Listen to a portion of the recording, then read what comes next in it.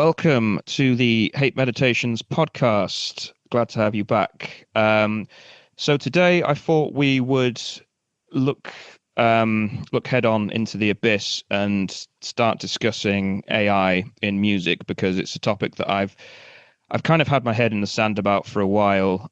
Mostly because I I kind of have a bit of faith that the metal community in particular will be somehow resilient to the trends that we're seeing in AI because, as with so many things, metal is a very kind of engaged, switched on, focused community that really values being like very close to the artistic process and what's going on. But I feel like the time has come to maybe delve into some of the particulars of this. And today, I wanted to discuss it in specific relation to people that spend a lot of time listening to new music, specifically people that also review and write about new music as well. And because I feel like to some extent we might be on the front lines of this. And yeah, so I kind of wanted to sort of maybe table a round table discussion on, where we're at right now and what people's thoughts are. So I'm very glad to be joined by some writers and commentators on metal that I really respect. So I wanted to sort of bounce some ideas off of them as well. So I'm actually really excited to bring you this discussion today. So I am joined as ever by the incomparable Joseph April. I am very happy to have you on for this one. Thank you, Shelley. Yeah, thank you. And yeah, you need no introduction at all for any listeners of the pod. I'm sure he's going to have a lot of thoughts on this as someone that has spent a long time with metal and yeah, very kind of involved in the communities around it as well. But I'm also thrilled to have some other guests on, some writers that and some people behind some websites that I followed for a very long time that managed to cover metal in a far more kind of prolific way than I managed to do. So I'm really interested to get their insights, not just on this, but also just on the process and practice of like processing a high volume of new music and contextualizing it. So I will start with Andy, who has very kindly agreed to join from the No Clean Singing website. Andy, I'm really happy to have you on. Could you maybe just give us a brief introduction to your background in writing about metal, what got you into writing about metal, and your history behind the website that you run as well, or co-run, as I understand it. Oh, okay, it's been quite a long time, quite a few drinks since then. Let me try and remember how we got started. I do remember I was just a reader at the time, and Islander, who runs No King Singing, stumbled across the site, and I sent in a recommendation about a band, Martyrdom from the US, who haven't heard anything from them for a while, but great band. And he wrote a big thing, a big column based on my recommendation. I thought that's quite cool. I'll start sending some more, hints and tips here and there. And basically got to the point where I was just harassing him enough with hints and tips. He went, "Look, would you like to start writing yourself? Because I can't be dealing with this." So I kind of stumbled into it, really. And while I was sort of honing my writing at No Clean Singing, which is entirely not for profit, and it's literally these days Islander, myself, and DGR are the sort of core three, and we have a bunch of regular and semi-irregular guest contributors. I started writing for Terrorizer, if anyone remembers that magazine back in the day. Oh, yeah. Well, sorry. Okay, for anyone hearing this, a magazine was like a website made of paper that you could buy maybe once a month. Wow, that's dated me. I'm sorry, I'm so old. And as time went on, we got this call down to the three of us, and I said to Islander, I said, "Look, I'd like to be co-editor. I think I can start controlling a lot more of the back end, and it'll make it easier rather than me submitting articles to you. I can just write to my own timescales and submit things myself." And that's it, really. We meet up once a year for Northwest Terror Fest, the group of us, which is partially co-run and sponsored by No Clean Singing as well in Seattle. And yeah, it's changed my life. So if anyone out there wants to start writing about music just for the fun of it, just let you know, there might not be any money in it, but it can make a real difference. Awesome. And what's the timescales on this? Roughly when did you start writing for No Clean Singing? Roughly. Yeah. 13, 14 years ago, something like that, I think. So yeah, bloody long time. I mean, actually, yeah, I could probably tell you when. Well, I first wasn't interested in official that, mate, just to article give us a was time frame. published. Okay. Yeah, 2010. So actually 16 years. Be 16 years in September. Shit, that's a long time. God. Sorry, I didn't mean to. In asking that question, I didn't mean to make you feel bad in any way, but I was just interested to know. Like, I'm going to put rocks in my pockets and walk into the ocean after this. Anyway, move on from me. I'm taking up too much time. Move on from me. Although, Andy, I just wanted to comment.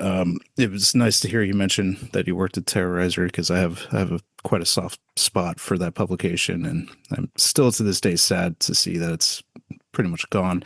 What was it? Early 2000s, they had a Akrakoki cover, and I found that in a bookstore in the US, and became rabidly interested in the magazine ever since then. And for almost a whole year, I had actually no idea what Akrakoki sounded like, because the sampler CD did not transfer over to the States, and I had no access to their music. So just the mysticism of the article. It's just the article and the suits.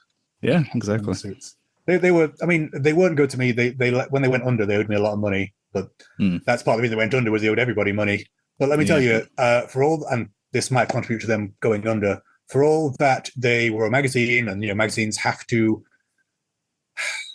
panda's possibly too the wrong word, but they have to pander to the readership in the sense of, every year we're going to have this many bands because this many bands have been on our covers, and we can't really talk about bands we haven't told our readers about, and we're going to advertisers in, all that sort of stuff. Never once did they ask me to change a review score, and I would, sometimes review stuff and give it like a 3 or 4 out of 10, and then turn, pick up the magazine myself and then go, oh, this is full of adverts for that album I have just absolutely slated. And credit to them, they never tried to interfere in like the journalistic integrity of their contributors, as far as I can tell. Well, that is noble. That is good to hear. I've been toing and froing on that very topic, not to sort of go into a completely different discussion, but yeah, like Joseph, I have very fond memories of Terrorizer as well. I remember being, when I was getting into extreme metal in the early 2000s, and I remember going to university in the mid to late 2000s in Leeds, and just being amazed that they sold Terrorizer in the University Union shop. The fact that there was a magazine that covered that just in the Students' Union, just in a generic newsagents type shop, and it'd be like, wow, it's like orders of magnitude above Kerrang or whatever you could pick up at WH Smith's. But yeah, it's good to know that they didn't try to manipulate the scores as well, because that's always been a sort of bugbear of mine, or like a suspicion of mine, I should say, that sometimes happens, especially if they're doing a feature on a particular band or whatever. But that is an entirely different topic that I maybe should invite you guys back for at some point. I mean, metal media, but I have other people I speak to who are in what I'd call the industry, in scare quotes, who were much more in it than I was. Like, they were much deeper in the magazine side in particular at the time. And yeah, the stories I've heard from them particularly about certain magazines who I will not name here for fear of libel, essentially reserving anything 7 or above for anyone who'd paid a certain amount to be featured in the magazine, was eye-opening. And that's from an ex-editor of certain magazines. Let's move on. Okay. I will leave that there. No, yeah, thanks very much, Andy. Really good to have you on, and yeah, really interested to get your takes on this. So yeah, I'm also thrilled to be joined by Josh of Mystification Zine, formerly Grizzly Butts, who is a writer I have a huge amount of respect for. I imagine a lot of our listeners are already familiar with your site. It is one of the most what's the word? You're one of the most prolific writers on underground and extreme metal, but also one of the most idiosyncratic, in that I can always tell your reviews just by the style straight away. I'm just blindsided by this beautiful salad of words. I don't know how you manage to contribute to every single album that you cover, because you cover quite a lot more than me. But yeah, could you just give us a bit of background on how you got into writing for metal, how long you've been doing it for, what your plans are? Well, first, thanks for having me here. I don't do these very often, but do I have to start with metal? Because No, Where I absolutely started not. was Yeah. that. So when I was a kid, hardcore punk was everything to me. It was kind of what my life's blood and my entrance into music. And so I wrote a letter to the editor of Flipside back in 1998. And that was a large fanzine based out of Pasadena, California. And through our discussion, he invited me to write reviews for the magazine. And I did so until about 2003, when I think they went tail up after, must have been at least 30 years. So that was kind of my entrance into the realm of writing about music. But I was a kid, I was in high school. So it was extremely negative.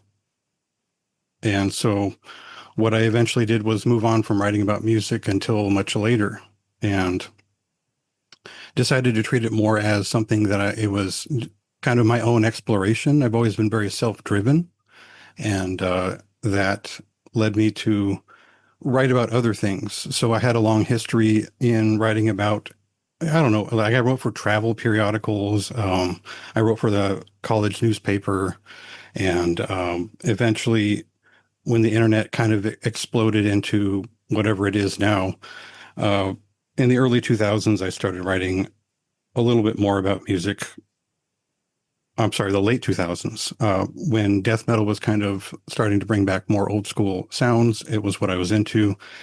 And I sort of picked a bunch of communities to write for. And that led me down to like Rate Your Music. And I wrote reviews on Discogs for a while on Amazon. I was just getting the word out about the stuff that I cared about. And I could do a lot of writing in one day because I'd been doing it for so long. But eventually I went out on my own and started my own website in about 2016, and moved to the Seattle area and just had more time to do that. So that's kind of where I'm at now. I've started, I think, yeah, I just hit about I'm in my 10th year here with the website. So. Yeah. So yeah, I guess it's sort of it's one of those things where like the more you do it, the better and easier you get at it. Because I have days where it's like, even if I'm listening to an album and the material is right there before me, I might just get writer's block over it and I need to sort of go away and let it stew for a few days or whatever. But it's also, if I let it stew for too long and I have a break, it's harder to get back into, I don't know, the mindset of, I don't know, something as simple as how do I review an album? Like, Right. Well, so for me, writer's block is one of these things I've always spoken on. I've always been pretty verbal about this. Just keep going, just keep writing. I know it's a dumb, kind of simple thing to say, but write nonsense. I mean, sometimes I do write nonsense. It's because I'm getting into, I want to reflect the music I'm writing about. And the best way to do that is we'll just start free associating, pick a scene that, visualize something, and it should flow from there with practice. And so for me, it's just as much about the music as it is about conveying something to somebody that is complex and challenging, or just more interesting than it really is a reaction to a lot of the web scenes of the early 2000s and the 2000s, where substance never really arrived and personality hadn't arrived. And for me, I had college radio with personalities. I had all kinds of zines and magazines full of personalities, and I didn't find any personality in online zines. So that's part of the reason why mine exists. It's funny you say that, because we get pushback at NCS. Not all the time, but it's frequent, of people asking for less. And I'm not joking here. In not so many words, asking for less personality. Yeah. Like I don't write about stuff unless I feel inspired to do so, like you said, but I don't free associate in the sense if I'm not feeling something, I drop it really. A lot of stuff I want to write about, sometimes if I can't find an angle, I'm like, look, I'm not going to write anything interesting here that someone else probably isn't going to say. Like, I've not found my angle that makes this review worth more than, there's 4 or 5 other sites that I go on usually after I've done my work to make sure I don't copy their stuff, because I respect what they write about, and they don't always agree with me. But I can look at it and go, actually, yeah, just I couldn't write about X, Y, or Z. Go to this site. They've already basically said what needs to be said. I've got nothing I can add there. But we've actually had some people like request that NCS stop using like personal anecdotes. Stop Right. stop, relating it to politics, or stop relating it to stuff happening in the world. Like, no, that's, and literally someone just said, yeah, I really just want, could you do a score so I can skip to the end so you can tell me whether it's good? Like, well, no, because scoring is pointless, because and eventually everything's a 10 or a 1 at least, because everything on the internet is always, maximal or minimal. And also a score doesn't tell you about the music. What's the purpose for it? What's it trying to convey? Which is, probably a good way to segue into the AI policy thing, like, because AI actually, and again, I'll use it for this, but I hate the fact we've allowed the tech bros to call it AI, and we've all used that term, because there's no intelligence behind it. These are all dudes who, like me, because I was a geeky little kid, read a lot of these books and got really into it, and they've taken this idea of artificial intelligence was written in sci-fi and decided that is what they're doing, because it's all grandiose statements and it's all, Silicon Valley capitalism. But there's no intelligence. It's just algorithms being fed stuff that they can reiterate. And that's why they don't convey anything of the human experience. I think that's, what music is about. That's what writing about music is about. It's about conveying my experience of this music to you, so you can get some sense of what this album might be like in advance. It's like, oh, okay, I like to feel that thing as well. Maybe when it comes out, I'll check it out. If I just go, oh yeah, it's loud, it's got guitars, 10 out of 10, moving on, you actually learn nothing from that. Yeah. Well, it's the old. Go ahead. No, sorry, you go ahead. Well, I was going to say we could define exactly what the AI tools are in this case. I would say like a kind of a generative tool. It's not AI is used to describe everything from music to music writing to cover art, production tools. In this case, we're talking about generative tools, or I suppose in general. I think so. Like we had a discussion about it, looking singing, and we don't always find stuff, but we have decided amongst ourselves, and it's in the same way that if I know a particular artist is particularly sketchy or for whatever reason, I'm not going to tell someone, you're not allowed to listen to this person. I'm just going to give them the information and say, look, this is the fact. These are the facts. You draw your line. And in our case, our line for AI is no, because what we're about is supporting real people trying to convey something real through music. And that also applies to the artwork as well. If you are plagiarizing yourself, if you're not supporting art while making art, it just kind of ruins the holistic nature of it. We should all be working together. And yeah, we just said, as if we can tell, and thankfully at the moment we can still tell, we won't do AI art, we won't do AI music, we definitely won't do AI writing. It's just there's no passion to it otherwise, and that's what it's all about. I think this. So you've actually quite elegantly drawn it round to the subject matter of this episode, because I was going to comment. I was going to comment on. So I this relating back to the purpose of writing about music. I was having this discussion with myself the other week after having listened to an episode of Two Promoters, One Podcast, actually on the metal media, specifically around the media losing its teeth and the purpose of writing about music, reviews of albums, essentially saying one of the arguments that comes up frequently is it's kind of pointless in the age of streaming, because reviews used to serve the purpose of telling people whether it was worth spending money on an album. That's kind of pointless now, because anyone can just stream it for free or a limited subscription fee. But for me, I always found that a little bit like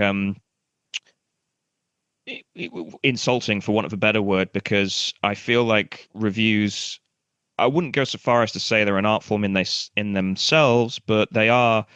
Music writing is a craft, and it is for a very switched on, engaged fan base like metal. I think it's a really important vector for how the scene understands itself. And my understanding of particular albums, even albums that I know very well, has been enhanced by reading other people's reviews if they're well written. Even just scrolling through fucking Metal Archives, if you come across a really well written review of something, it makes a really wonderful listening companion. And I think tying this back to AI, it kind of outlines the division that I think you were alluding to there, Andy, between what AI like companies and what the people behind them view music and art in general as, which is an act of pure consumption. This is a thing that will make you feel happy. It will give you the correct nutrients, for want of a better word. It will give you the correct mood to either lift your mood after a rough day, motivate you into a workout, or give you chill vibes or whatever. And AI can anticipate your needs in that regard.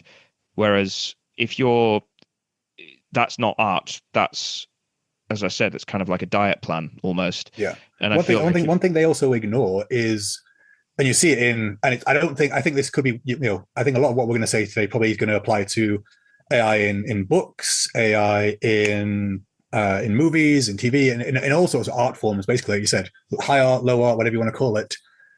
They completely disregard the process. It's all about that sort of Silicon Valley optimization. Get to the end point, the product, as soon as possible. And I'm in a band myself, and part of the joy of that is the process of creation, to take something from inside yourself and to struggle to express it, to find ways. I mean, it's, if you think about it, I mean, metal in particular is a perfect example. Singing and music is such an odd way of expressing anything, and yet it also allows us to express things that we can't necessarily always cleanly express just in words. If the human experience were able to be simplified down like that, we wouldn't need things like art, painting and music and sculpture to express ourselves. Everyone would understand each other, theory of mind and all that from the go. But we don't. We need things like this, and it's such a creatively and like a spiritually, not to get religious with it, spiritually impoverished view that they have, which is no, everything can just be generated automatically. That there needs to be no effort put in. None of yourself needs to go into it. Like, okay, yeah, this reflects your mindset. You have no deeper sense of self. Everything about you is surface level. It is product. It is A to B to C, quick as possible. Get the hell out of music. You should have no involvement in this at all, because you simply have no context for it. You don't understand it, and it's not that hard. Josh said he was into hardcore punk. Hardcore was like my introduction to music when, like, some slightly older kids than me were like giving me tapes or mini discs at the time, because that was the era of like people like Earth Crisis and Vision Disorder and Shai Hulud and Ringworm. And I saw like some of those last year for the first time in like 15, 20 years. And there was passion, there was need, there was urgency to that sort of music. And Earth Crisis is still really good. Right. Yeah, absolutely. I will be wearing my extremely rare Earth Crisis jersey to Terrafest this year, because I finally tracked it down after I'd lost it and lent it or left it at someone's house, like, 3 or 4 years ago, at least. And they just were going through stuff and went, "Is this yours?" I was like, yeah, give it back. Yeah. I was distraught when I thought I'd lost that. But yeah, that whole thing, the commodification of it. I mean, let's face it, it's just the end phase of capitalism, in that reduce everything to its optimized consumable form. And it's not really that surprising that, say, things like pop music are succumbing to it faster. And I know we'll get on to talking about whether metal is resilient, and I'm not 100% certain it is, but I think it's more resilient. But if you look at pop music, there's I think they stopped doing them eventually, but there was a very large study, and I can't remember the name of it, which it makes me sound like one of those, just go look it up, done on music from like the 50s, 60s, 70s, 80s, 90s, and 2000s, I think it was. And they plotted it all out, and they showed that the range of tones, the range of melodies, the song lengths, everything about it, decade upon decade, got condensed. It got optimized. The pop charts had a sort of that evolutionary pressure of, no, only this range of melodies, and the chorus has got to come in this many times, and it's got to come in at first at 30 seconds, and all songs have to be as short as possible to get a minute. And that sort of that pressure got involved. It's like, well, you can't really complain that the pop industry, for example, might be dying because of AI, because you've been algorithmically tuning what people are expected to listen to for decades upon decades now, and you finally made the monstrous machine that's just going to automate the whole process. And it's going to kill the industry. Yeah, I've read either the same study or similar studies. I mean, they measure like the number of pop songs that have a key change or something like that. And I think there's there's something to be said for that, but I think that also is indicative of like, I feel like I don't want to say underground music because I don't think it's particularly underground, but alternative music that exists outside of the mainstream charts has to some extent got more wild and imaginative from the 1980s onwards. But what is represented by that is a dramatic kind of I'm really trying not to say this word, but dramatic bifurcation in or stratification in the way that people listen to music, in that there are people that listen to music and they might be passionate about it and spend a lot of time thinking about it, but they're not what I would call like scene-based music fans, and they're attached to a particular scene, be it locally or like globally, a particular genre or culture in that regard. And we're kind of using one measurement, i.e., what counts as like a pop chart anthem and what counts for success commercially, to measure success in another realm. And I think streaming is a really good has brought that to light dramatically, in the way that Spotify behaves towards music in general is kind of decimating more abrasive, aggressive, challenging music in that regard.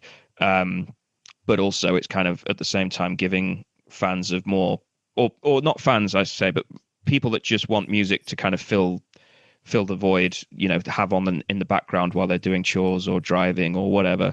And not to denigrate that kind of listening at all, but it's just that there's different stratifications of fandom. And I think Spotify is serving one sphere whilst also at the same time applying like a scorched earth policy to that level of fans that do want something more challenging and stimulating and so on. But to bring it back around to the discussion, I think we kind of alluded to this a few times.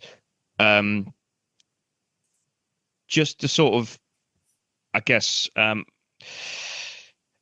set the tone, I suppose, because we've already basically established that we don't like the motivations behind the use of AI in music. We don't like what the people behind these companies represent, in terms of the fact that, as you said, Andy, like they're not interested in the process. They're not interested in art as like a form of betterment, as like a practice, as a virtue. They're not interested in patience. They just want the end result, which kind of, is not surprising. They finally managed to separate the art from the artist to some extent, and they don't have to pay artists anymore, which is what they've always wanted all along. But in between that extreme and the extreme of like a very Puritan, if there's even a hint of AI, I'm not interested. For instance, like I mentioned, platform like Bandcamp, quite surprisingly, I think for a platform of that like caliber, taking a stance and saying, "No, if we get any reports of an artist using AI to wholly generate music, or use it quite significantly in the production process, we will not allow it on our platform and will rely on some process of self-policing." I've doubts about the practicalities of it, but I was still like surprised and heartened that a platform of that size, a digital platform mind, had taken that stance.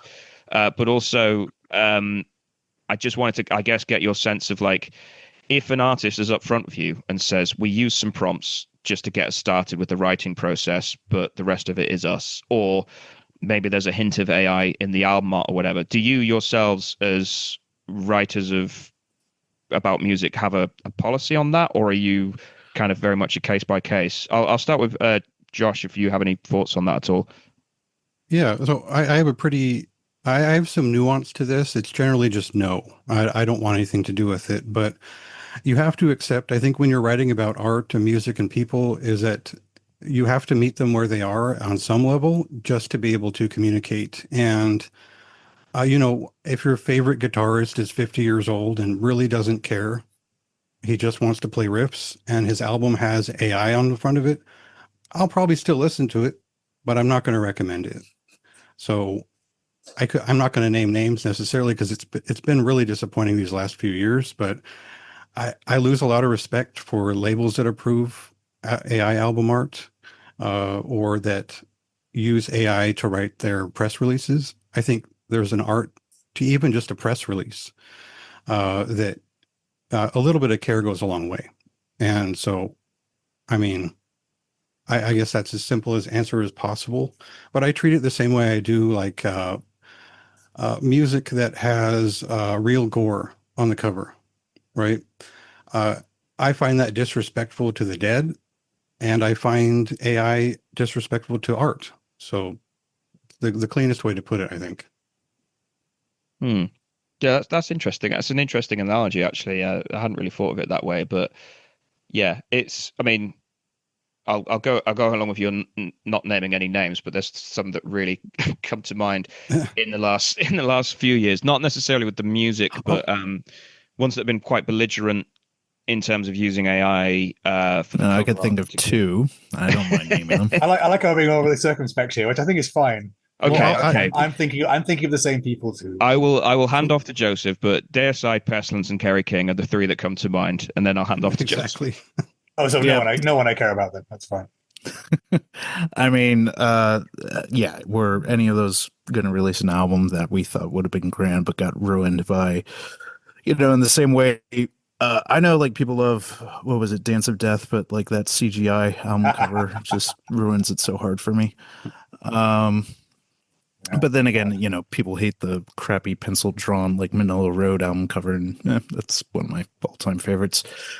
I mean, I think AI is interesting in that it is provoking deeper philosophical thoughts, and true, the technology is not quite the sci-fi futurism that some of these tech bros are saying that are knocking at the door. But you can tell we're heading in these directions, and it's certainly, it's not going to be 100 years away where it really may start becoming like something out of a Philip K. Dick novel. And because, when we talk about, like, the famous quote, like, a good artist copies, a great artist steals, and I forget if that was Warhol or who else maybe said that, but there's a certain amount of truth that no one's an island, that we take influences that came from before, we take influences from our surroundings and our backgrounds. So the idea of originality being like this pure ex nihilo origin is a little illusionary, I think. On the other hand, compared to what these algorithms and these structures that are starting to mimic human intelligence are doing, there is not that organic part where that kind of misfire in a human brain, or the organic mutation, or just pure accidents that happen. It's sort of this clipping and sampling little bits without that element, which I think is sort of the imperfection in humanity is what still appeals to us and will hopefully still appeal to us. But on a philosophical level, it is just sort of interesting that we're dealing with a technology that isn't universes away from what happens when we attempt to create, that we are pulling from things before. Getting into the issue of how this has impacted metal, certainly, like we said, I think mostly we're not seeing it with whole cloth artists, as has been noted in things like pop and country. But we're certainly seeing it in the album art. We're certainly seeing it in places where the industry has probably had the most, the least care placed in that aspect of what it considers a product. I bet we'll see it in lyrics a lot more because yeah, look, because how many? I love a band with good lyrics, but I put a lot of effort into my lyrics. I put probably way more than I should for how few people listen to what we do. But it's for the love of it. Yeah. But let's face it, there's only so many times you can write about zombies without just going, look, just stick the word zombies in ChatGPT, it'll shoot something out. Yeah.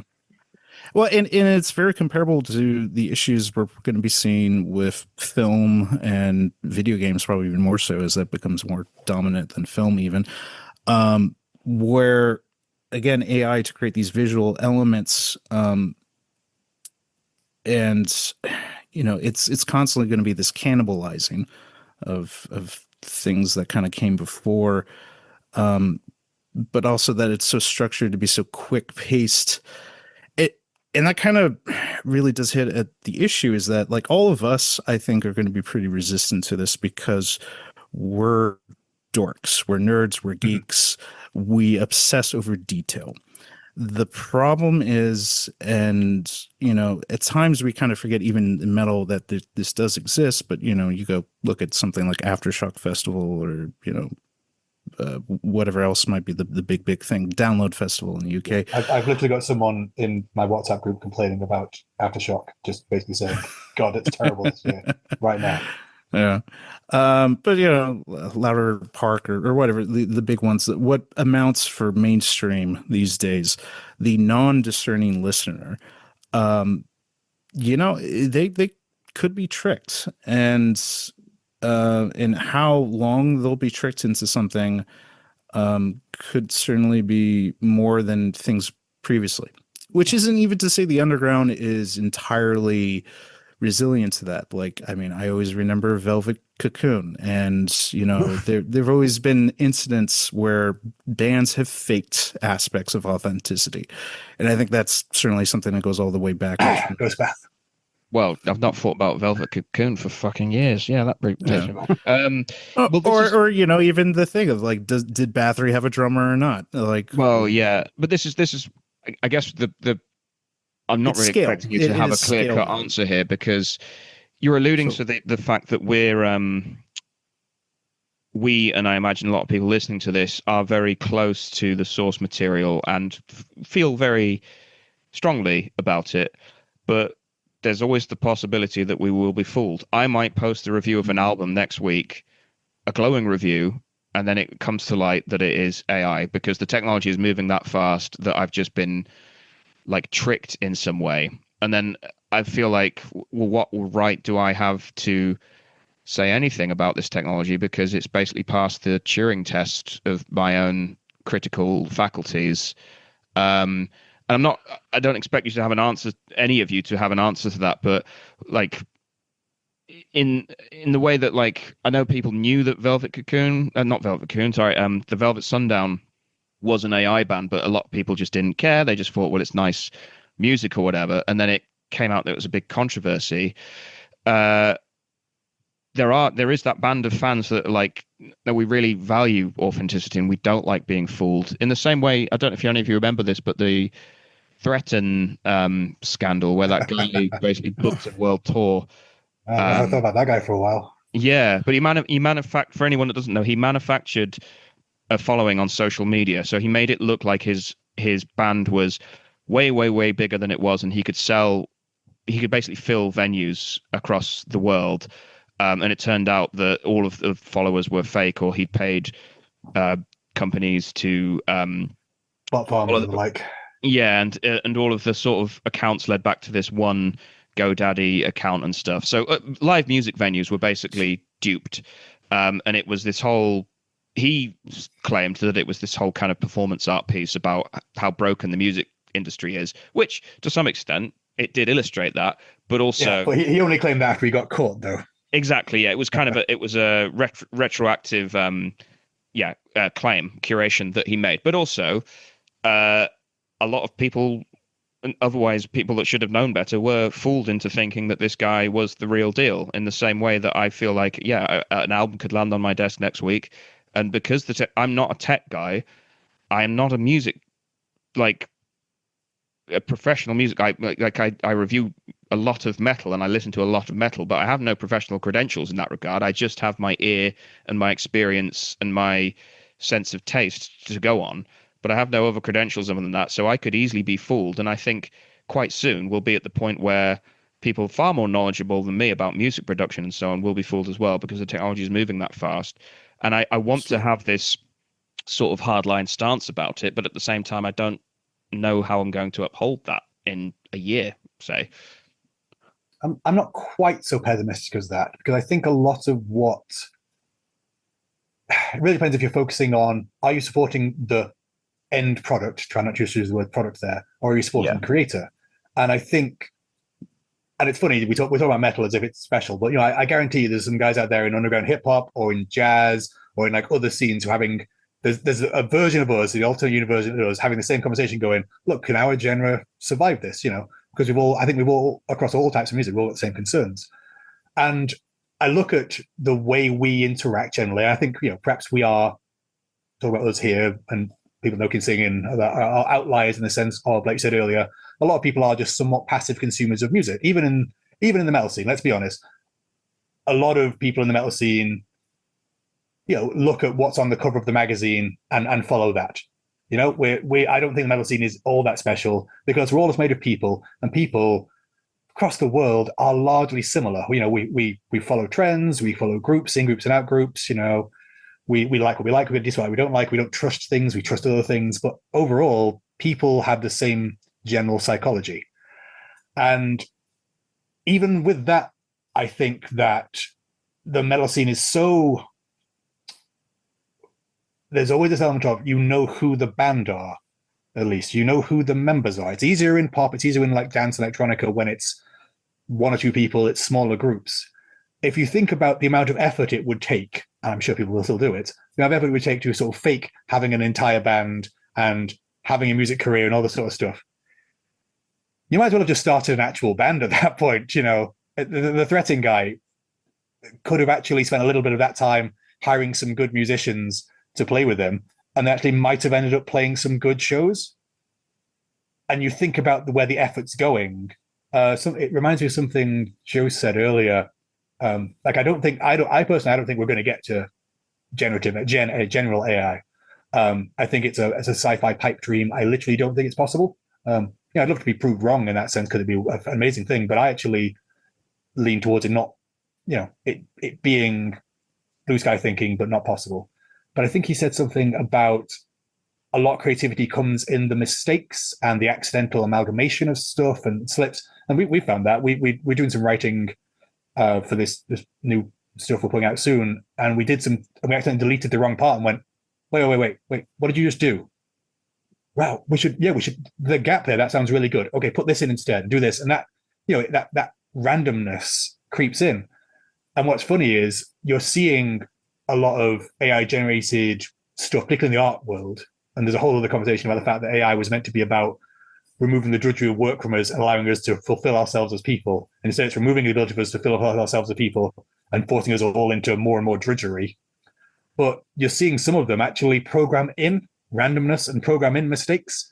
And again, at that point, if you're spending all your time maximizing this AI's output to make sure it's as random and creative and as human as possible, just hire a human being to do it. They'll do it all without any of that struggle and effort. They'll just go and do it. So it feels like they're digging it. They're digging a grave, and that Simpsons thing of like, no, dig up, stupid. And they just keep going. No, we'll get there eventually. It's like, you're still going down. Well, this is kind of why I wanted to talk about it specifically in relation to recorded music, because I think live music will be fine to some extent. There will always be a demand to see in any genre, and to see musicians play, and the stakes of them doing it in front of an audience, and there's no barrier. If they fuck up, they fuck up, and if they play well, they play well. There will always be that thrill, and you can't really replace the experience of being in a. Oh, go on. Yeah, sorry. Go on. I mean, no. I mean, yeah, I'm following you there. I think. And I think rock music has that advantage in certain other types of music, and certainly like something like jazz, where the live setting is so important. But with like a big production pop show, it really would not be that hard to get that big of a crowd to go and watch an AI created song performed by cartoons on the screen. Well, yeah, I mean, I not even, it doesn't have to be big. I'm gonna not name the name, but there's a big, I think they're a deathcore band. I'd say that I don't know what the genres mean anymore. I like to use them occasionally. Every so often, I'm just like, just call this band what you want. I don't care. And we played with them. They're a much bigger international band. We played with them once one year and once again the next year. And I swear to you, I think just the front man is the only consistent member, and the guitarist, bassist, and drummer were different each time. They played two of the most flawless sets I've ever seen. So flawless, in fact, it was almost like those notes coming from what the guitarist's fingers were doing were clearly not the notes coming out of the speaker. Mm-hmm. And it's kind of an open secret that this band is essentially just backing tracks. And that goes back further with Manili Vanilli and Yeah. lip singing and Well, I was going to say, when Joe said big pop concert, I was thinking, not big pop concert. Like, I'm not specifically saying this band in particular, but like every time you see those votes every year, what's the best live show of the year? Let's be honest, every time the best live show of the year is not. It's never going to be the time I saw Ulcerates in a room that like my band usually plays, which holds maybe 100 people, and they played in pitch darkness through just these two towering speaker stacks, and it felt like you were in a wind tunnel full of razor blades and teeth. That was one of the best experiences of my life. It's always, it was Behemoth. It was Behemoth at the arena because they had fire and they had lights. And it's like, yeah, I get it. You're impressed by the flash. It's not that big a step from that to go, well, come on, let's put a bit more on the backing track, lads. Let's do some more samples. We've got to time it all to the lights because people expect that. Once shows reach a certain level, they are kind of like clockwork, and more of it becomes automated. well, I'm not even talking about the musicianship necessarily. Let's face it, like fucking holograms existed before AI did. People go and watch Dio or ABBA or whatever. Yeah, And I've been to plenty of gigs, whether it's the Sisters of Mercy or electronic gigs, where it's just some guys bopping around on a laptop, and they could be playing Tetris for all I know. But I'm in a big room with people enjoying the same music. Yeah, okay, it's basically like a club night. It's still, it still rhymes with my idea of what music as a sort of collective experience can be, which is very different to listening to music at home. And I guess that's what I'm getting at is we're talking about human mistakes and human moments create as a source of creativity. And I feel like we've been ironing out those mistakes for quite a long time, ever since digital audio workstations were a thing. You can record and amend mistakes much easier. And I guess this is sort of leading on to the question of, is AI just an evolution of that, or is it an order of magnitude over and above that? And if so, why? I'm gonna hand off to Josh on this, because you've been sort of involved in the ecosystem of writing about music for a long time, and you've maybe seen some of these evolutions of, yeah, accepting synthesizers and drum machines have been around for a very long time, but digital production and people being able to do that in their own home, correct their own mistakes, and making much more clinical, sterile mixes in the process. Right, like Pro Tools and sequencing they're Yeah. their own arguments. Like I call it forum fodder for people who really care. But I was going to backtrack a little bit and talk a little bit about psychology in a crowd, and the fact that we typically want to believe that we're not being duped, even if we might be in a mass situation. So when you're in a crowd, you want to believe that's real. And I wanted to make that point because right now, about 60,000 AI generated songs are released every day. And so that's 40% of everything released on digital platforms. So we are being duped, and we probably have been. So that's kind of the point, is that so this thought kind of arises from Foucault's panopticon theory. I guess that's what I would call it. It's a model of political control through technology. And that sounds a little bit, sorry, I'm going a little bit off topic of what you were talking about, but I'll get there. No, it's fine. Go ahead. Basically, observation is control in a situation. And if you don't know what a panopticon, it's a design for a prison where there's a central tower that can view all of the cells at once. And it's a metaphor for societies. It's basically what inspired 1984, essentially. And if you're familiar with Foucault and his thoughts on art and how this could also apply, privacy is currency, but so is art and personal works. And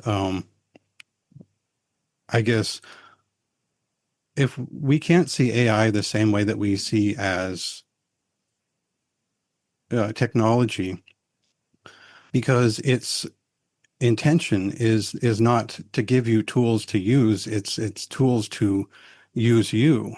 It is what it gives back is not equal to what it takes, essentially.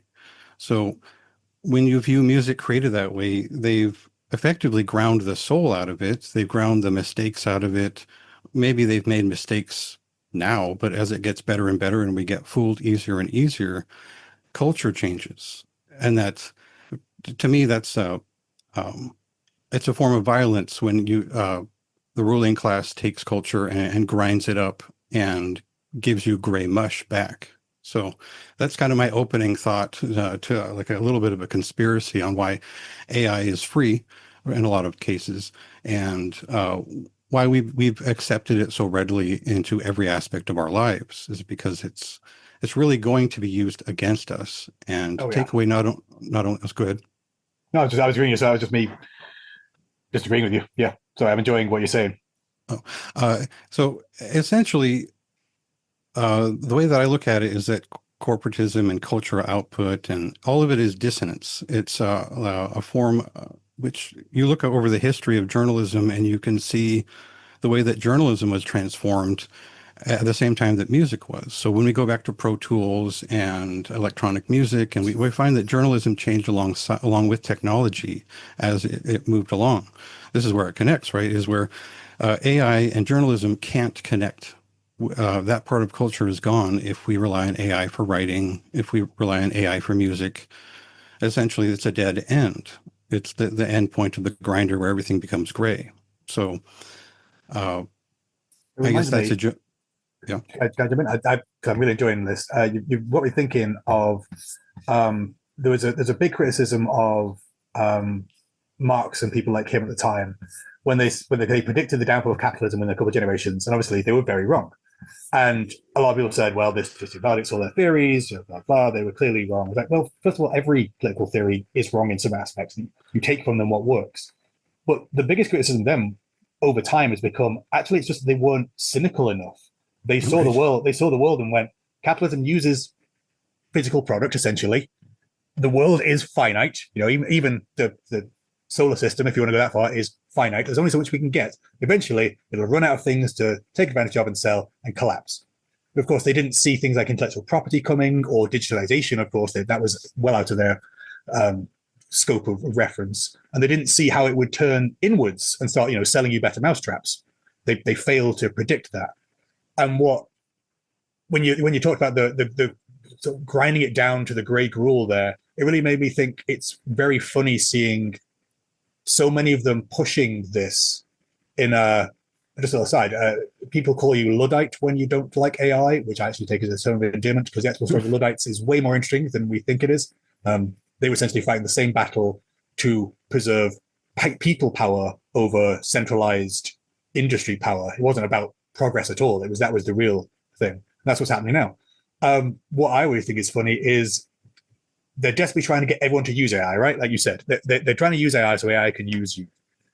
Constantly turning out product that has little to no value. It keeps you suppressed in your own indolence, basically. Like, I don't need to buy. There's nothing to go anywhere. I can just generate my own stuff automatically with no effort. What is that going to do to the actual music industry? And bear in mind, the only people who make money in the music industry are the people at the top taking advantage. When they kill their own industry using AI, what exactly are they going to be making money on when everyone can make their own mass-produced pop songs, for example, which is a huge industry which will disappear if this happens. And it's going to be funny to see the snake eat its own tail like that. Like I said, this pushing down to gruel. Well, when everyone's making their own gruel now, what are you going to do? Right. So I would actually say that they're actually different people, because the people who own copyright are kind of the last bastion of music being protected from this, as we see with some recent Supreme Court rulings in the UK and the US, where basically you can't copyright AI art. Well, let's I think that was not for music though. But what I would say is that there's two things going on at once. It's that private equity has purchased a lot of the music that we grew up with, a lot of the TV we grew up with, all the movies and whatnot. And essentially they'll license it as they see fit. They'll remove it from public view as they see fit, and they'll control it as they see fit. And well, what do you do when you're a tech billionaire and you want to make some money off of this cool app? Well, you steal a bunch of music that is copywritten and you let people play with it. And also you desperately tell everyone this is the future, which I think is something that's very funny, is that we're all taking for granted the word, well, not us, but people in general are taking for granted the words of a snake oil salesman whose entire livelihood hinges on telling you that his snake oil is the best snake oil. Something in that suggests that we might need to take a little bit of a look at their motivations for telling us, oh, it's Claude is alive now. Yeah, it's definitely alive, and it's thinking, and it's going to get us to the moon in 2 days. Well, give me all your money. Sorry to jump in for a second, but whenever some CEO or tech overlord says this is inevitable, that means it's absolutely not inevitable.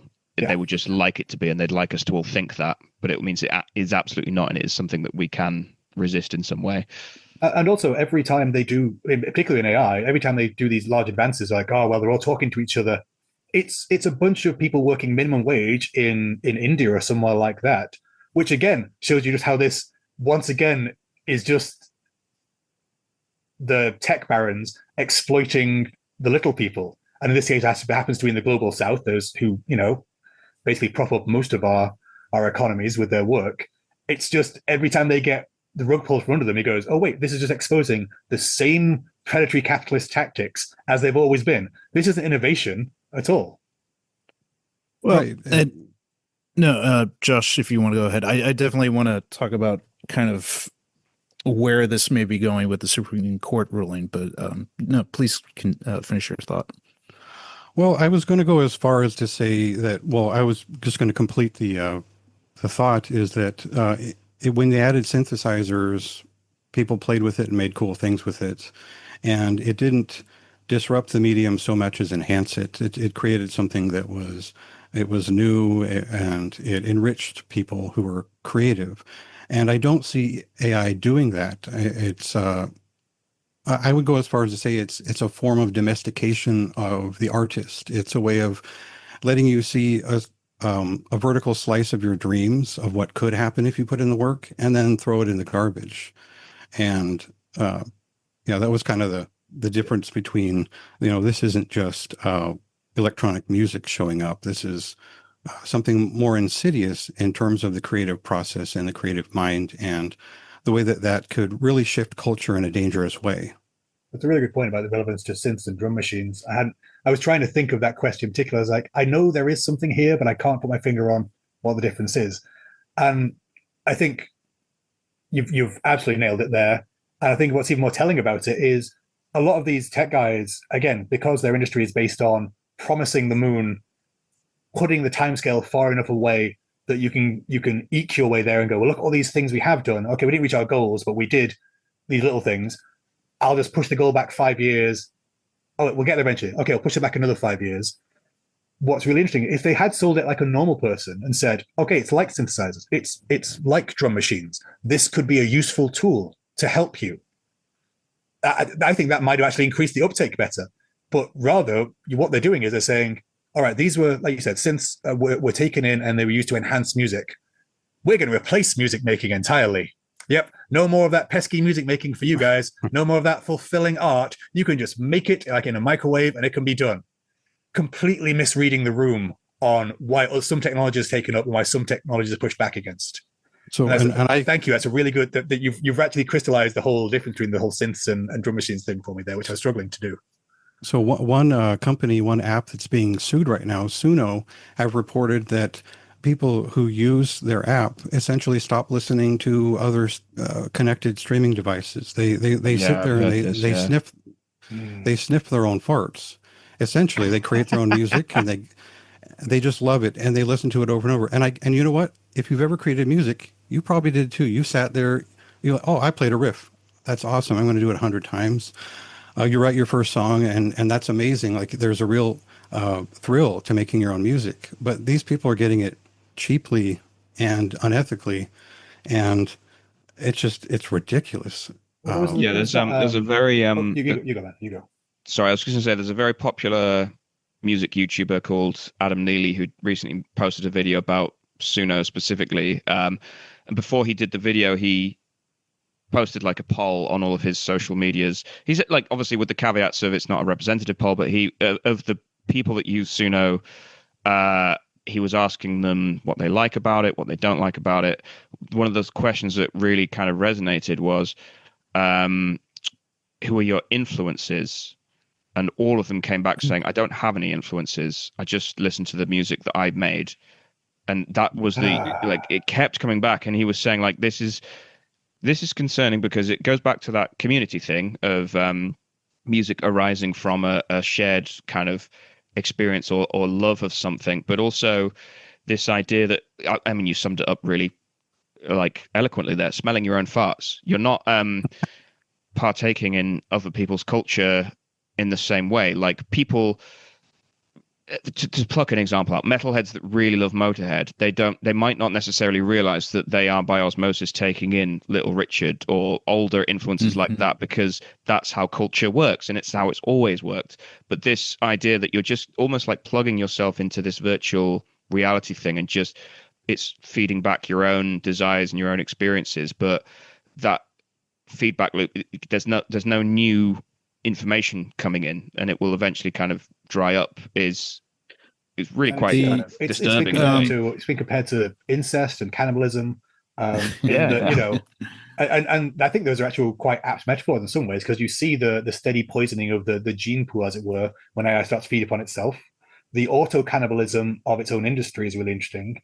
Because you talked about sniffing its own farts. That made me, I don't know why that particular metaphor made me think of this, but there's a lady who went quite viral for a while saying, I've written 150 books or something this year already. And she hadn't. She'd put some prompts into AI and had AI spit out. So I shouldn't use AI. Put prompts into the algorithm, and the algorithm spit out these just sloppy, written, generic pieces of nonsense and just nothingness. Readable, legible, but there's nothing of herself in there. But then some people did an investigation and found that most people who were buying, and I say buying in scare quotes you can't see, and reading her book, quite a lot of them were bots and algorithms themselves, which were then scraping the work that she'd had done by another bot or algorithm to create their own botted algorithmic books, which were then only read or scraped by. So it's dead internet theory expanded into the realms of books and into music now. At some point, it's just robots regurgitating gruel into other robots' mouths. It's the snake eating its own tail, and the more AI generated data you feed it, the more these errors compound. But sorry, Joseph, go ahead. No, I mean, I think, and if you spend any time on social media, you would think these certain statements and certain perspectives of people, you would think it's a parody, but you do find people who kind of celebrate this stuff, who've either eaten the Kool-Aid from the tech oligarchs, or they themselves kind of come to these opinions. And if anything, me being a little cheeky here, I think it's a fair enough argument of being wary. And again, like, it's not to say one ideology is wrong and another is right, or anything like that. I think it just shows certain weaknesses in one thing or another thing. But certainly a skepticism to absolute democracy is just seeing the hordes of people who go, oh, I'm an artist now. That expertise and actually having to spend 1,000 hours on something does matter. But you do find people who go, you know what, now I can make a TV show. Now I can make this. I can do this. And really they're not making anything.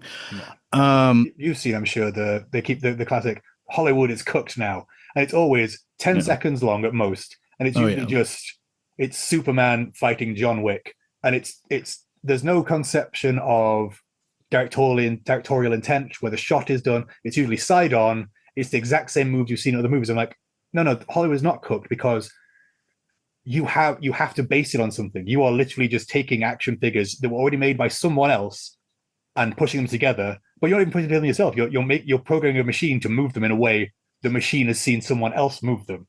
Hollywood is absolutely not cooked, because this is literally the best you can do, and it's crap. Yeah. But it does make me just a little worried with the psychology. Sometimes that people when they experience like technology like this. The one thing I would say is, well, broader about AI, and from my perspective and working in education, I feel like I can see, we're shitting on AI quite a bit, or Andy, as you point out, it's not real AI, but these algorithms in tech, it does have some legitimate benefits. In like, I think the biggest one is like in medical fields Oh, where cancer detection rates, right? They're so exactly much better at that, and plotting traffic routes and stuff like that. That's hugely complex fields of data. Yeah. There Oh. are certain aspects to society and really not, far away from the artistic ones, the ones that really do kind of make sure everything doesn't fall apart, whether it's the medical field or whether it's basic infrastructure, where, human fallibility can have pretty bad consequences. And so putting in this, essentially a worker who already off the bat has 5,000 hours of training because it's taken on all this previous information, that is exceptionally useful. Now, on the other hand, where this is as well, and again, this goes into the culture of people who are then going to be either thinking they can give a prompt and now they're an artist, or how they consume the art that we're talking about.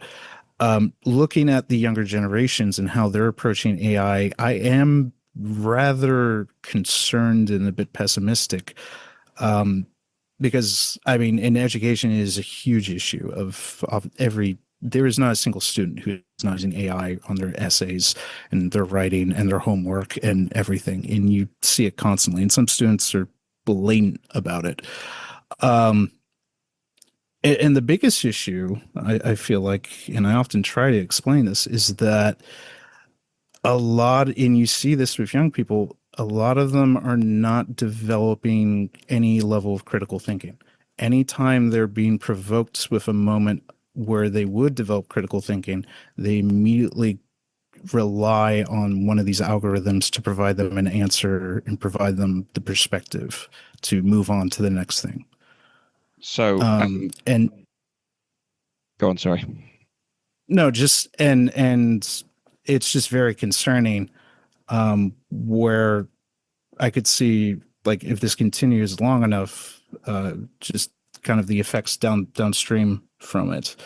And again, into the more specific issue that we're discussing, like how a lot of these young people will approach media literacy, and it's worrying.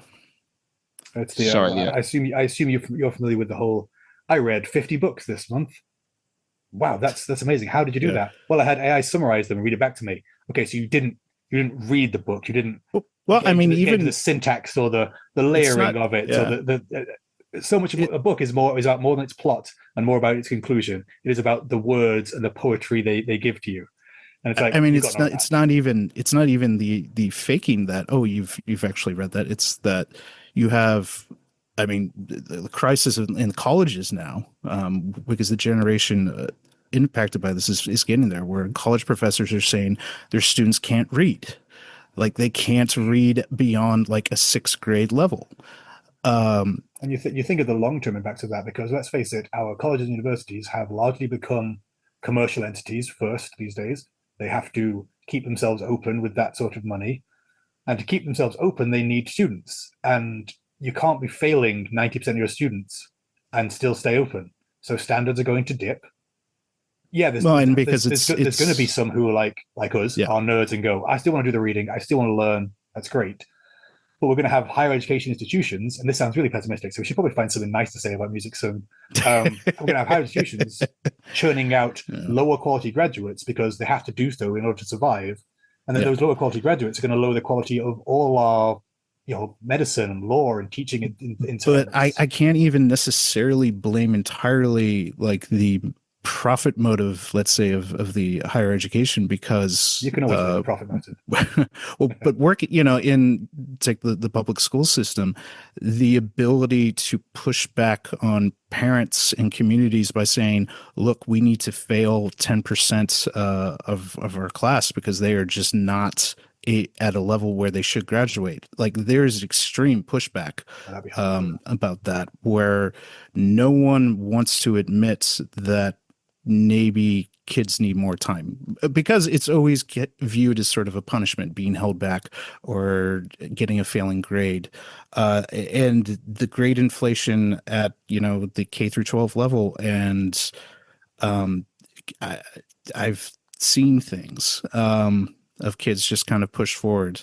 There's someone in education who just moved to Europe, and I'm going to be curious to see how her experience is like with that. But she showed me a movie from the 80s called Teachers.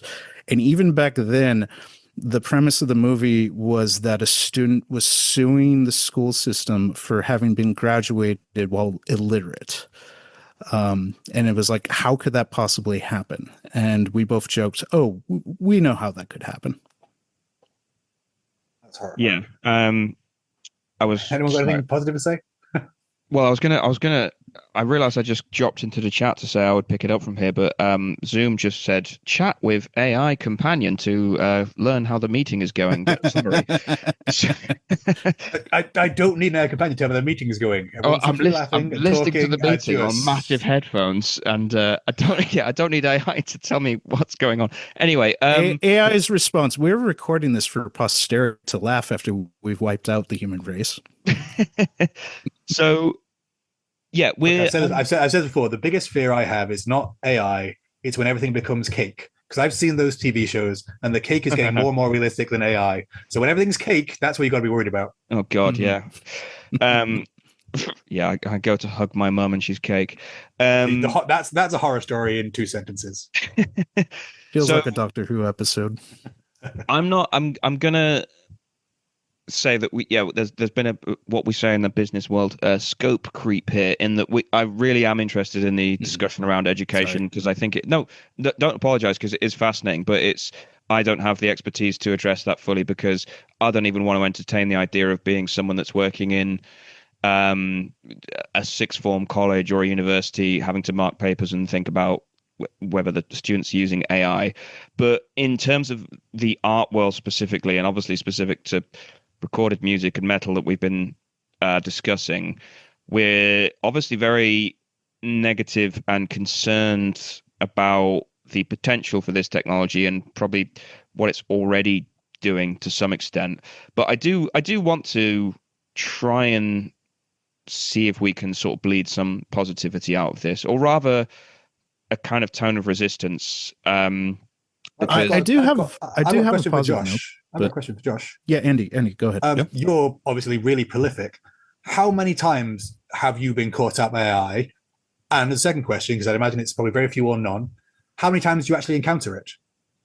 Caught up in terms of encountering music that's AI? Yeah. Or writing?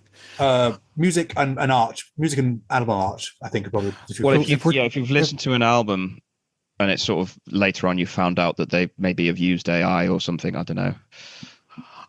So I've used some of these tools when they were nascent, so I understand what it looks like and I know how to create them. So album art never gets past me. You can tell, and I'm obsessed with album art. That's one big thing for me. But in terms of music, I was fooled by Drogveil or whatever it was called initially in previews. That was the night with face paint laying in the roses. Oh yeah, I remember that. I remember. Yeah, I looked at that. I side-eyed that one, but it wasn't in my wheelhouse at the time. So I'm glad I might have been fooled by that one. Yeah. It wasn't very good, but in terms of where I've been fooled most often is actually not by music, it's by other writers. A lot of smaller blogs and websites where I'll go to get information about albums I haven't heard, or I'll go to read a review of in like a past, like an album from 2011. I'll find a review, and or I'll be doing a short review, and I'll be doing some research, and I'll look around, see who's reviewing it and whether that lines up with me. I'm very much a research person, and I find that it's not so much the review writing, it's the interviews, the interview questions specifically that you can tell when they've been generated that way. And also some people just leave the format that's presented from like whatever Windows AI is considered. I don't know the name of it, but it numbers it out for you. And I don't want to name the blogs because some of them I actually know, But that's what's caught me off guard the most, is that it's that dead internet feeling of Your music is great. It's not this, it's this. Tell me more about why your music is so great. right. Well, yeah, I mean, you'd be surprised how sophisticated the answers are now. It's one of the reasons why I stopped doing interviews as often, is because I sort of see why somebody would resort to AI generated interview questions. It's because you really are just asking the same thing unless you're in depth. And I, a lot of artists, I don't do many anymore because, like I said, I'm always looking for an interesting angle.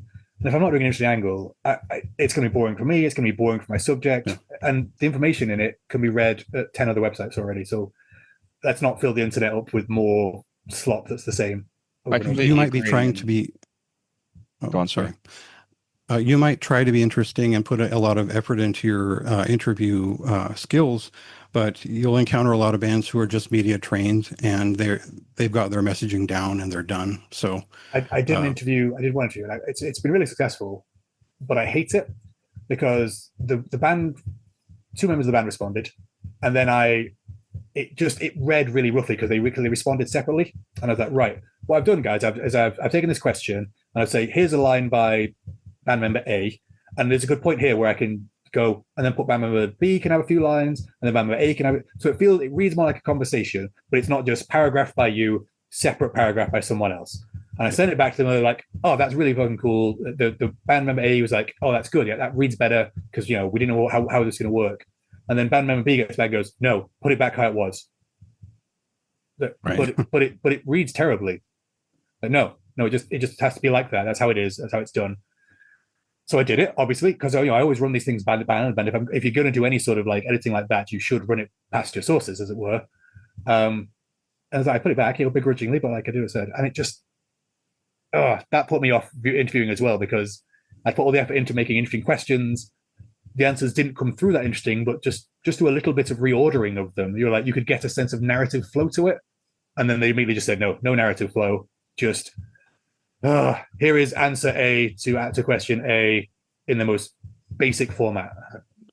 All right, so it's not worth my time anymore, is it? Yeah.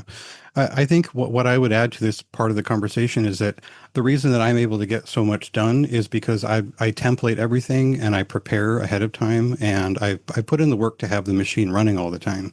Okay. And I find that even if I wanted to include AI in the workflow, as it were, there's no appeal to journalistic transhumanism. There's no assistance that AI can do that won't slow me down in the process. So yeah, I could use an editor, that'd be fine.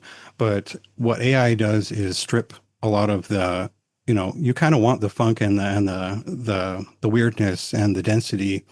For me, because I'm trying to do something stylized. And I think that kind of circles back to what Joe was saying earlier about music too, is writing needs that nuance to have personality. And if people don't want personality, you kind of become obsolete at that point in a way. I guess this is coming back to the central positive message I want to get across is, and one of the reasons why I do genuinely like, I'm enthralled by a lot of your writing, Josh, is because this is going to be a bit corny, so just bear with me. But one of the most powerful pieces of writing advice I read was, I think it's from one of the writers of The Simpsons, where they said it's much harder to write than it is to proofread. So just write, a bit like what you said earlier on, Josh. Yeah. You just have to just write, and then next day come back and you're proofreading, and then it's literally like some shit little elf has come in overnight and written something really shitty, and all you have to do is edit it together into something that's halfway decent, because otherwise you are just going to be staring at a blank page, slamming your head against the screen, just trying to come up with something perfect, and it's never going to be perfect in the first draft. Even just a simple album review, you could say the same thing about music. You could say the same thing about a whole ton of different art forms. And it's that process, it's that frustration, it's that redos, and you grow in that process. And I suppose in a similar, to link this back to the topic, it's a similar thing in terms of we're talking about a tool that is sort of actively encouraging or almost rewarding laziness. It's making a virtue out of laziness and impatience in a realm, artistry, which, you know, is kind of anathema to that. Patience and just repetition and so on are kind of like the things that you need to practice, and, you know, temperance and so on. And I think it doesn't have to be, though. I think Joseph touched this before. Punk bands, 3 chords and a ratty old guitar. You can express yourself through that really well. Yes, you can. Yeah. Okay. You don't need to be like a classical guitarist, but you still. Yeah. Okay. Fair point. But I'm not criticizing what you're saying there. I'm just thinking we do tend to fall into this idea as well that, like, oh, you've got to be a creative type. And I think that's actually helped some of these AI bros go, well, you don't have, they've gate-kept creativity from you for so long. Now you can all be creative. Like, well, to some extent, you could all be creative. We just didn't make it as easy for you as this lazy machine is, and that's why I can see why they're using it, like you said. Well, to some extent, that's where the synthesizer analogy comes in that the synthesizer opened up a lot of people who, it was like another wave of punk, for want of a better word. I'm thinking like a band like the Human League, who could barely play anything on a keyboard. They would play everything with their forefinger because they were not keyboardists, but they could write very, very good pop songs because the synthesizer technology allowed them to do so, and they became an incredibly successful band. And they wrote, you know, regardless of your views on the Human League, they wrote some really, really good songs out of that. And so many other bands did, through synthesizers and through drum machines and so on. But they, as Josh kind of said earlier on, they kind of were a vehicle for this creativity, whereas AI almost actively discourages that degree of creativity because it's not about the process anymore. It's about the end game.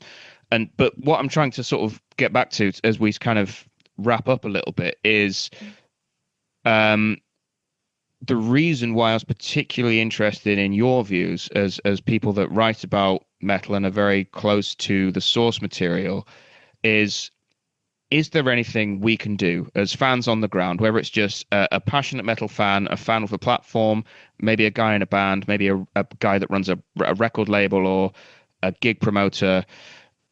Is there anything we can do, or do we just have to batten down the hatches and think metal will survive? There will always be a population that is Puritan about this, and just wants to listen to music made by people. There's no fail-safe. We just have to rely on faith in each other that we're going to just get through this. Or is there a less cynical reading that says, like, the technology itself will fail, or we'll always be able to tell? There'll always be the uncanny valley. On this, go on. When I asked Josh about, because I know he does a lot more stuff than I do, so he has that sort of like much wider view, but, you know, it's much more prolific. I asked him that question about how often he's seen it. How often he's been fooled? Been fooled maybe once. How often you see it? Actually, not that often. Just think about that. If someone who is putting out a lot more stuff like that and covering so many more bands sees it so few times, actually, it's not there. Yeah, it might, you know, we can scaremonger and fearmonger about how much it might get out there, but I think this is one of those factions speak louder than herds scenarios. We're seeing the loudest voices, who are the pro-AI voices, go, you have to have this. It's inevitable. Be afraid. It's coming. When you actually look into the numbers, well, actually, there's actually not that much of it out there. It's not reaching people. It's not working. Did you just say factions speak louder than herds? Right. So I've never heard that phrase before. That's genius. Sorry. That is from the comics writer Cy Spurrier, who was writing about I can't remember, he was writing about his Legion or his take on the Mighty Thor at the time. And sorry to interrupt you. I just not heard that phrase before. It's great. And basically said, if you listened to the internet, this series is bombing. It's the worst thing that would happen in comics. If you look at the sales figures and you actually read the letters we're getting in, this is actually the most popular it has been in 10 years. And I stole the whole phrase. I wrote a whole song called Facts to Be Louder Than Herds because I thought that phrase was just genius. And it really, it informs my view of, actually, it's often the loudest voices and the voices with the loudest platforms, remember. These are AI guys saying, you have to have this. It's inevitable. It's coming soon. It's the big thing. But the positive thing is, well, is it? Or are you just selling us on that fact? And, I see, again, I'm saying Josh is probably does a lot more than I do, but I get a lot of promos and I get a lot of stuff.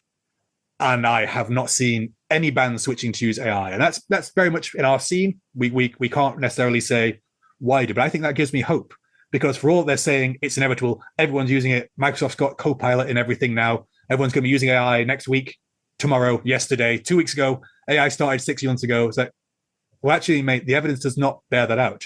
Bands are still being bands. They're still creating music for the love of it, for the joy of it. And us as curators, I guess, of people's experiences, which is how I try and see myself really a lot of time, is to go, look, there's so much out there. No one can do it all. No one can see and hear it all, and I can't see and hear it all. But I've got a little bit more time and a little bit more opportunity to do so than most people. So I'm going to curate a hand-picked, number of albums every month. I try and get as many as I can to look. This is worth your time. This is worth listening to, and that continues to give me some sort of hope to see people like us and to get comments from new readers and from new listeners say, "Oh, I've discovered this." So yeah, you did, because there are people out there looking for the real thing, looking for the human experience. Don't fall into this idea that, oh, you're being left behind if you don't do AI. Ponzi scheme. It's NFTs all over again. It is the emperor is naked. And those have disappeared almost, it seems. Someone reminded me about apes recently. How they lost all their money on apes. Like, did you think you were going to make money on something called apes? Really? So, but yeah, I for all that I'm a cynical British nihilist idiot, I do still have some hope, because I still see younger people getting into the music and getting into the right reasons. And yeah, there'll always be your pop metalcore bands and your pop punk bands who skew towards the mainstream, and they're the ones, ironically, for all their success, most likely to get replaced by AI, because they're the most formulaic. Whereas, I mean, you've already seen, I've seen people, anecdotal evidence of people saying, look, I'm actually seeing swings back to, could you recommend me some real bands? Oh no, this label actually says no AI, I'm going to support them. It's forming its own counterculture, which is, I think, really reassuring. Yeah. So just before I hand to, sorry, I'm going to just come in quickly on that, and then I'll hand to Josh. But the point around, how much we encounter. So yeah, to be fair, I've only encountered one band that explicitly said we used AI prompts to make this music, and I politely declined to review the album. And in terms of artwork, as far as I can tell, every time I've encountered it, I've refused to cover it. And if the band has contacted me directly, I've again politely explained why. But also, it is a specific point around extreme metal that it is. Yes, there's some very kind of primitive versions of it, but it also can be a very technical, demanding form of music, which you will do not for any commercial accolades, because why would you? Like playing Gorguts Obscura is an incredibly abrasive form of music, and it's an incredibly challenging form of music, but you do it for the love of the craft. You're not doing it for anything else. And the idea that you would AI your way to that, for want of a better word, is almost like, I don't know, it's defies the point. You're not sort of buying into the experience to some extent, and the idea that people are creating this level of resistance where they want to go back to the genuine experience and want to kind of marinate in the musical experience to some extent is quite heartening. And that's exactly why I love this. Well, one of the reasons why I love this music so much. But sorry, I'll hand to Joseph first. Sorry, because you were going to come in then. Yeah, sorry, I've got from the last 30 minutes, and I wrote this down because I was worried I was going to forget this, but I have 3 thoughts. One very much tied into exactly what we're talking, but I wanted to get these in before we wrapped up. When we're talking about sort of the promise of AI, the promise of the algorithms, the great democratization, the tearing down of the gatekeeping of arts, that this is how it's being sold. The one difference of how it's that doesn't stop, Andy, as you mentioned, just picking up 3 chords, a crappy guitar, hitting the stage and starting a punk band. Sure, of course. The big thing, in just the same way in film, again, going back to John Waters and underground cinema, people have been able to go out on shoestring budgets and make stuff happen. The difference is, at least aesthetically, now people can pretend like they have their own version of Kiss. Now people can pretend like they have James Cameron and Avatar in their pocket. That is a whole other level of it. Yeah. Personalized experience, isn't it? Whether there's depth to it, whether you want the depth to it, I don't know. But that's a fair point. It's yours in that sense, isn't it? Yeah. Well, and it's sort of like turning like it's weird. Like I'm thinking, you know, I feel like a curmudgeon and saying this again, but sometimes I get very pessimistic about video games and video game culture, and I feel like this is just The Sims blown out into dystopian portions, where everyone now gets to control their own little version of this and that, and now you get your own sim version of Kiss, and now can fake it off as the own a real Kiss, and the same thing, in film and other media with whatever else. Obviously there's limitations to that, and we'll see where it goes, but that's something certainly considered. The other thing, in the last point, I'll get back into the positivity of where there is some optimism ahead, but the one thing I wanted to slide in that was discussed earlier about journalism and writing, I kind of knew this ahead, and I was curious if it would come up, but I'm very different, I think, from all three of you in that I don't really love the album review. It is not my favorite aspect of journalism or criticism. And I know I'm putting like my neck on under the blade because all three of you specialize in that heavily. Not really. I mean, I let's be honest, I write my reviews in some ways like I write music. You write for yourself to get your thoughts on paper, and hopefully they'll be useful to someone. I'm not necessarily thinking of an audience when I'm writing. So yeah, and if you're not that into that, well, that's just not how you process music. Yeah, and I think it's just my brain chemistry is just wired a little differently in that. And for me, like where I find the most satisfaction is in the interview process. Like for me, I could write an album review, and to me, it just feels lost in the mass of other album reviews where everyone's giving their own little, like, I feel like I'm writing a poem about an album when I could just say, just listen to the fucking album.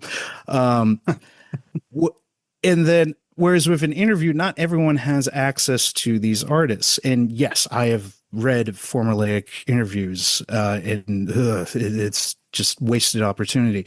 But I do find it a thrill, and I've had moments where I've done research to find interesting questions to ask artists, and I think those moments, even just as a personal satisfaction of talking to someone who I admire and being able to ask them something that really catches them off guard or gets them really interested and gets them to geek out, to just be having a conversation, to not even be thinking about this as a press junket. To me, that is an absolute thrill. And at the same time, I feel like I'm tapping into something that not everyone else has the opportunity to. So I'm doing something useful by getting that and sharing it.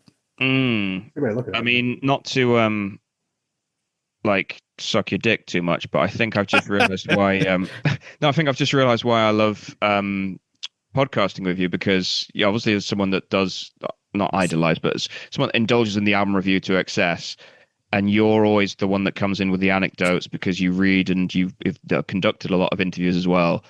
I've always found the interviews a bit like I find like I have to read for a lot of fluff to get to the meat, and it's worth it. It always is, but I don't have the patience for that. Whereas I love reading a really well put together album review, and I think it's the yin to the yang. But and the other thought that just occurred to me as well is around people making their own personalized versions of Kiss or insert famous rock band here.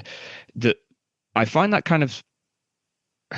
I don't want to reopen the discussion because I am going to hand to Josh. Sorry, I'm going to hand to you in a moment for closing remarks. But one of the things that, for instance, attracted me to black metal when I was 13, 14 years old was the fact that it sounded so alien and so strange and so unlike anything that could have possibly been part of my psychology, to the point where I'm in my late 30s now and I want that experience again. I know I'm not going to get it because you can't recreate the sort of experiences of youth, but that idea of just this sort of ray gun coming from space and hitting your brain and just melting it, the idea that I could just, oh, here's all of my favorite artists, and I'll just curate all of the elements of my favorite albums from those artists, and it'll be the perfect thing.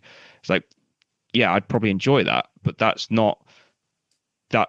It doesn't chime with like the fundamental experiences I've had with music that have really kind of shaped me as a person to some extent. And I'm sure that anyone listening to this will have similar anecdotes about the time that they were suddenly captivated by an artist or a band or a genre or whatever. And the whole point is it is utterly new and unfamiliar, and it's unlike anything you could have imagined or prompted into an AI. But yeah, I realized that was probably more apt for a sort of corny closing remark. But Josh, your final, I mean, yeah, if you have any sort of positive comments on this, any sort of moments, any sort of comments of resistance and how you approach this.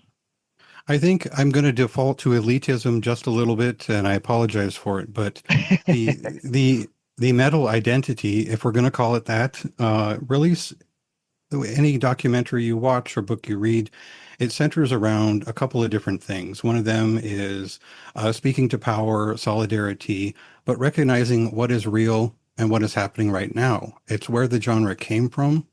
And I think that's not going to go away. I think that there's always going to be people who fake it till they make it, or just fake it for their entire life. But the process is part of the reward for metal. And I think it's true of music in general, but it's especially true when you're part of a counterculture that is strives itself to be independent and to speak to those things in a way that is just enriching for anyone. And a lot of bands don't even realize that they're doing this because it's a tradition and a habit and a taste. But even if you don't know, creating it on your own, creating music and metal and art, you're contributing to those phenomena that really enrich people's lives. And I'm not doomsaying with AI. Maybe you try a couple of AI songs and you think that's cool. Maybe I should make real music. And I think people will follow and check you out once you do that. So that's about as positive as I can get about it.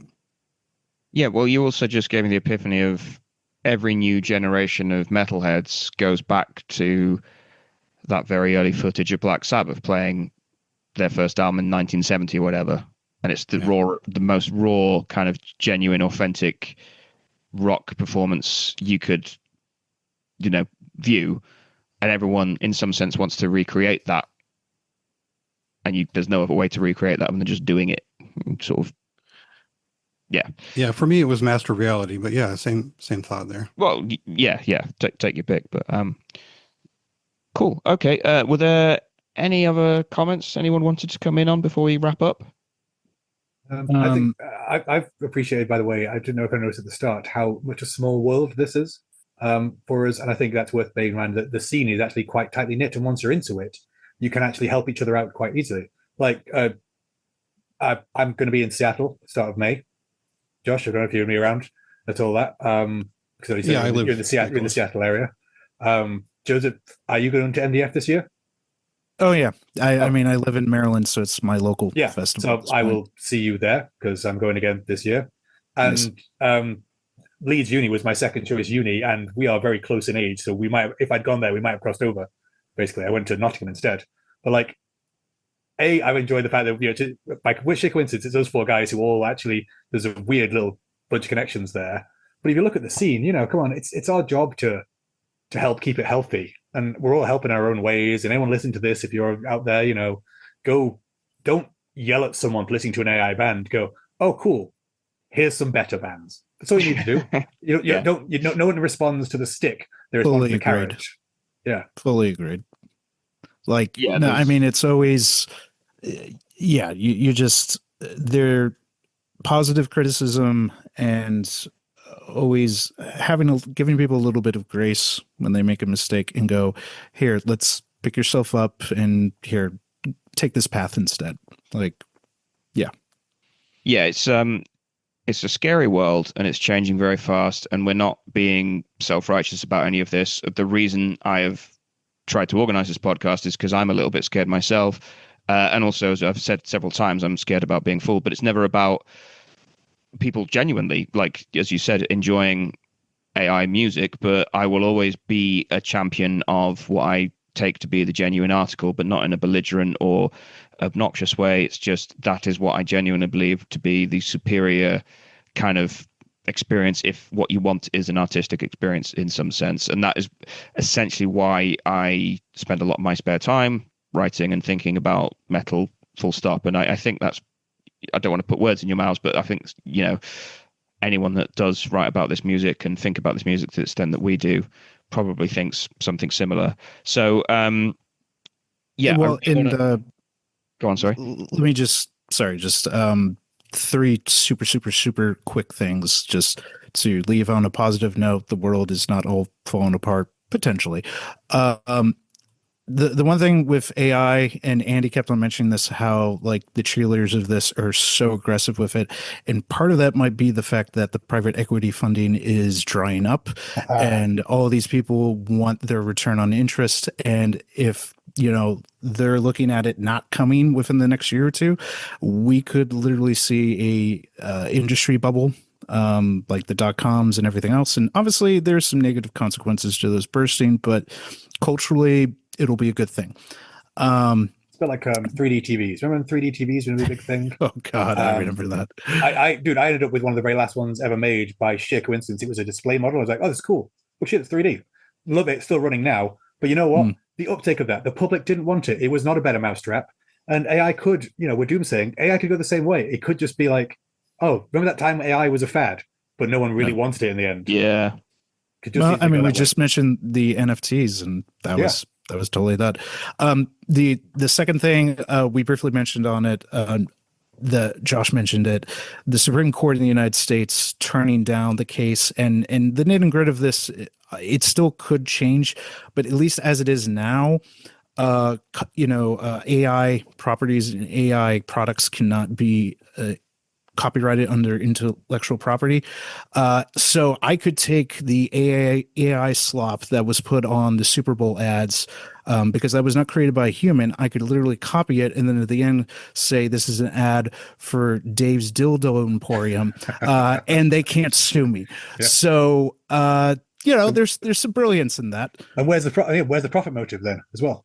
Yeah, well, exactly. So all these companies now have because anything they create can instantly be used, and not even under the auspices of parody. Like literally, just slap something else on. Like you could take Kerry King's album cover and say it's Andy's Metal, Circus, and don't give me ideas. Don't give me ideas. And finally, not so much the Gen Alpha that I'm kind of worried about, but at least with Gen Z, so the college going and 20 somethings, it seems like there is a growing interest year after year now in more physical media, and sales are starting to increase, and all sorts of things, and not even just obviously in music with CDs, tapes, and vinyl. And God, vinyl getting bigger and bigger, and I'm well aware of that. But even things like DVDs and Blu-rays, which will become even more important as these streaming services limit access to things. The golden age of shared media will be your public library, which will have more movies than a Blockbuster. Well, there you go. Good tagline at the end of the episode. Absolutely, yeah. So, yeah, thank you very much, guys, for joining this discussion. I knew it would be a good one, and I really have found it incredibly interesting. I will link to your respective sites in the comments, but Josh, where can we find you online?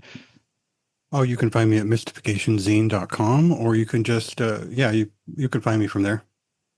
Awesome. And thanks for having me on there. Thanks. No, absolutely. Yeah, it's been really good to have your contributions. And Andy, where can we find you?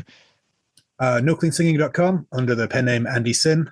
Should we end this by shouting out some bands who are worth checking out as well? If it's all about music, we should be recommending a couple of bands, right?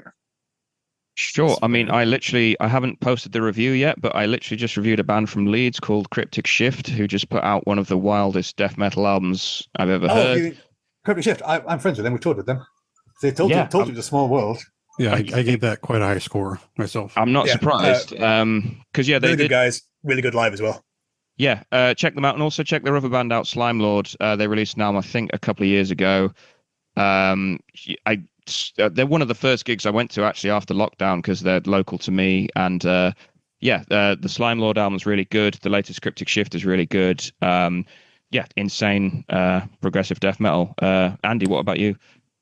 Rose of Fainscat put out one of my favorite black metal albums of the year so far. I'm wearing my Turbid North t-shirt now. Not enough people know Turbid North. We were talking about like earlier, like bands who do a formula. If you describe them, they're Misery Index meets Mastodon meets Crowbar, but it's much more interesting than that. Again, hugely underrated.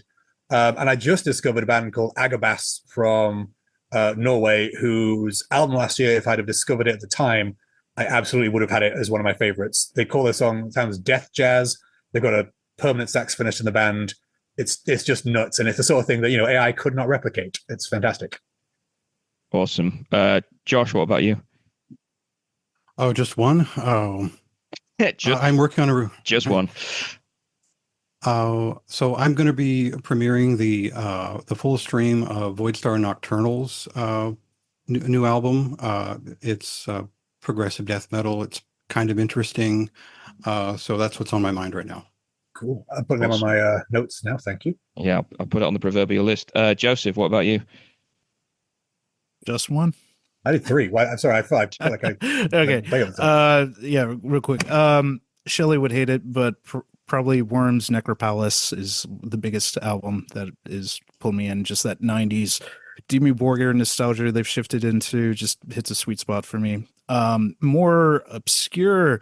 If you enjoy Killing Joke, they're now on Relapse, but Final Gasp with New Day Symptoms is fantastic album, with other influences in there as well. Karloff, Revered by Death, really good, just kind of scuzzy, punky, Dark Throne type metal, but with a bit more kind of death metal heft to it. And then lastly, Templar Conquering Swords, really up there if you enjoy Century or Heavy Load, big Heavy Load influence with that band. Awesome. Well, yeah, as I said, thank you very much, guys. I've really enjoyed this discussion, and I've actually, despite the pessimism, found it really quite heartening. And speaking of new albums, I've got a friend over who's just been waiting very patiently while I've been discussing this podcast. And she recommended me an album today that we decided to listen to over dinner. She said, you might not have heard of them, but they might be up your street. It's a band called Messer with an album called The Spin. And I was like, are you fucking kidding me? Anyway. Their previous album was better. I'm going to be that guy. Their previous album was better. Well, Andy, you missed an episode a couple episodes ago where Shelley and I kind of yeah, I was going to say I might have heard of them, but anyway, I'm gonna hit stop now. So, but yeah, here we go.